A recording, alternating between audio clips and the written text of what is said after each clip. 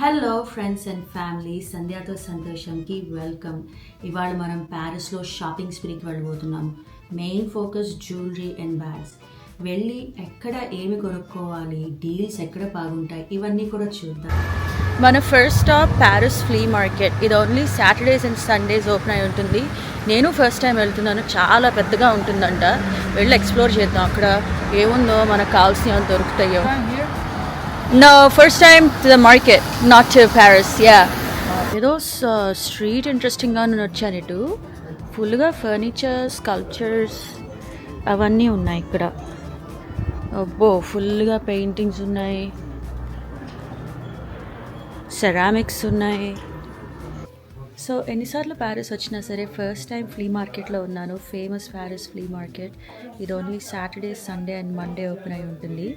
ఇక్కడ నేర్చుకుంది ఏంటంటే ఇక్కడంతా కూడా చాలా యాంటీక్ థింగ్స్ ఉంటాయి. అన్నీ కొంచెం ఎక్స్పెన్సివ్ కూడా ఉంటాయి.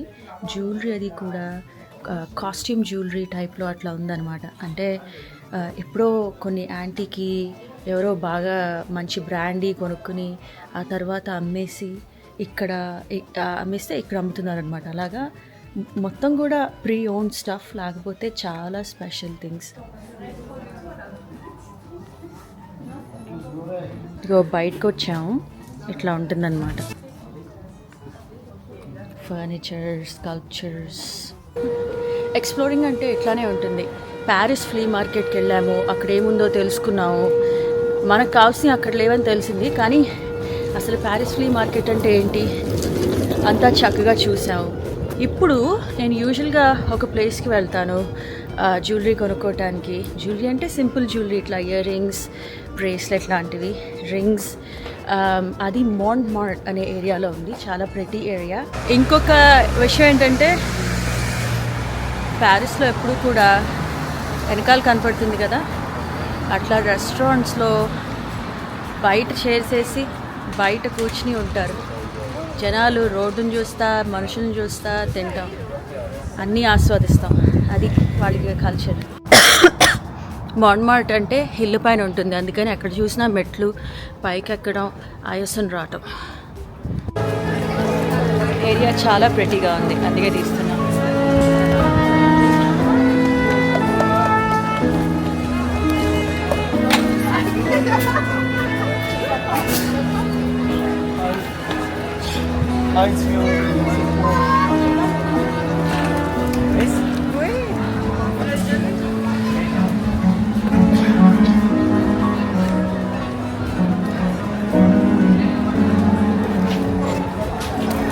ప్యారిస్లో నా ఫేవరెట్ జ్యువెలరీ షాప్లోకి వచ్చాము.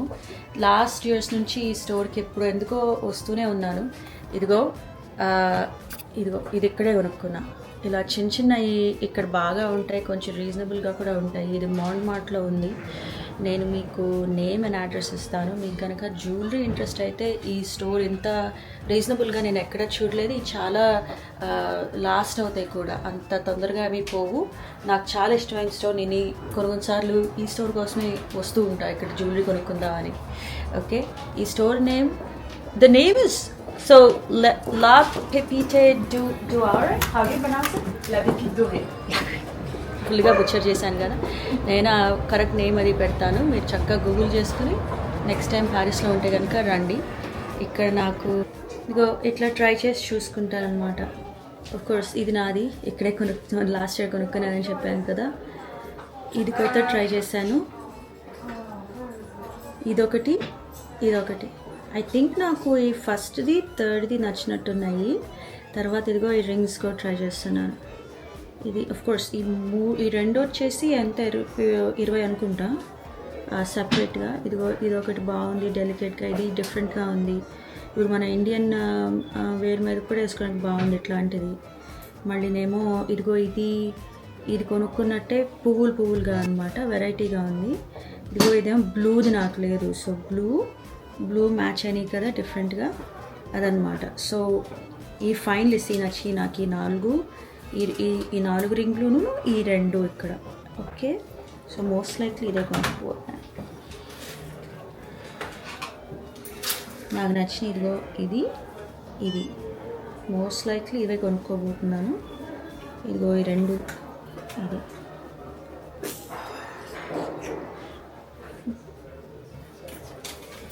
వెనకాల ఒక స్టోర్ ఉంది, అది ఇప్పుడే డిస్కవర్ చేశాను. అటు నుంచి వస్తుంటే వెళ్ళి చూద్దాం ఎట్లా ఉంటుంది.